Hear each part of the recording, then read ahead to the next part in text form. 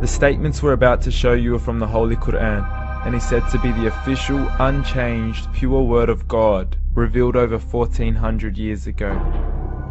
Claiming to be the word of God is a heavy statement, and without proof, or if a single contradiction is found within the book, the apparent word of God will be proven false. So without further ado, let's put the book to the test.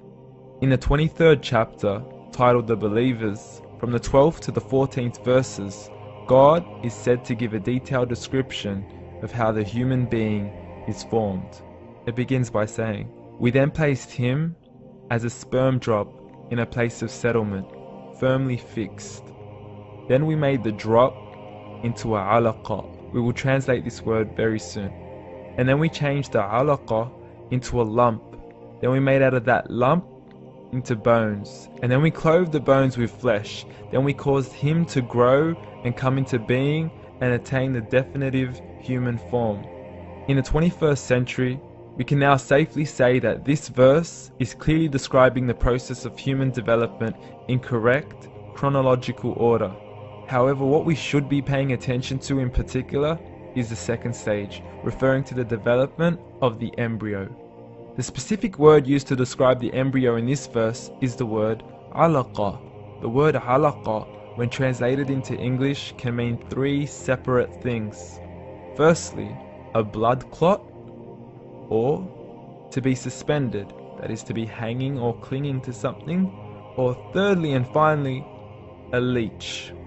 Now, all three definitions don't come anywhere near what we perceive to be the human embryo. So, why are these words used, and what significance do they share with the human embryo?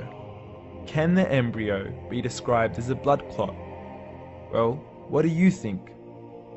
In the third week of embryonic development, a tubular heart joins with the blood vessels to form a primordial cardiovascular system, and by the end of the third week, the blood is circulating and the heart begins to beat on day 21. The first thing that comes to mind in regards to being suspended or hanging is the umbilical cord. But we can't use that example because we are simply referring to step 2, before the baby has even formed. But we now know today that the umbilical cord is formed from the connecting stalk. And the connecting stalk is formed as soon as the embryo is formed.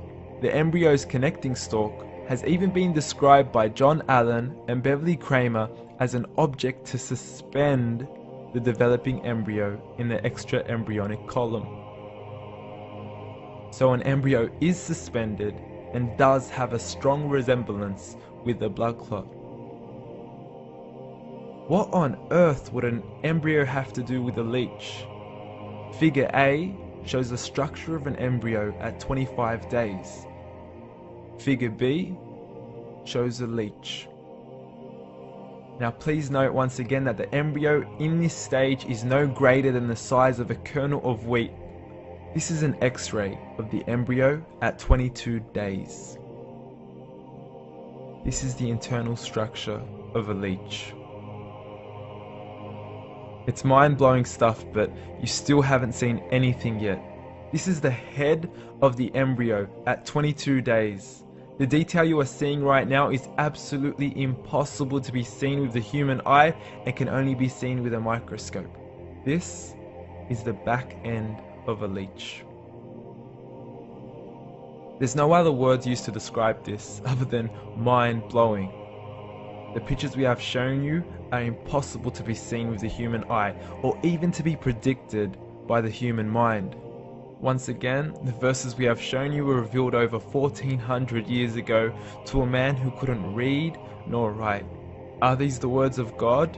Descriptions of the human embryo in the Quran cannot be based on scientific knowledge in the 7th century. The only reasonable conclusion is that these descriptions were revealed to Muhammad from God, from God, from God, from God, from God.